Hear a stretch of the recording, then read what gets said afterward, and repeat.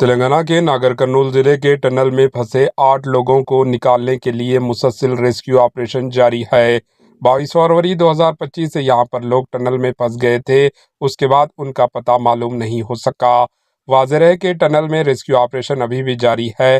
Srisailam SLBC का यहां पर जो टनल बताया गया है, जिसमें 22 फरवरी से 8 मजदूर टनल में फंसे हुए हैं, जिसका रेस्क्यू ऑपरेशन जारी है। गुज़श्ता रात तेलंगाना के वजीर जोपल्ली कृष्णा राव के और डीआरएफ टीम व एनडीआरएफ की टीमें भी मौजूद है और मुसलसल रेस्क्यू ऑपरेशन अंजाम दे रही है।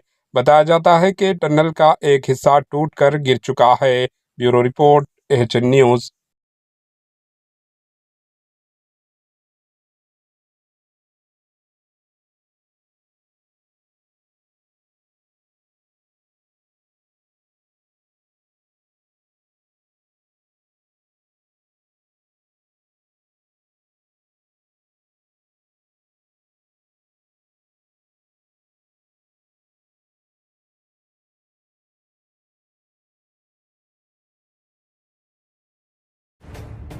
एएचएन न्यूज के यूट्यूब चैनल को सब्सक्राइब करें और बेल आइकन को दबाना ना भूलें ताकि आपको हर नई आने वाली वीडियो का नोटिफिकेशन बर वक्त मिल सके।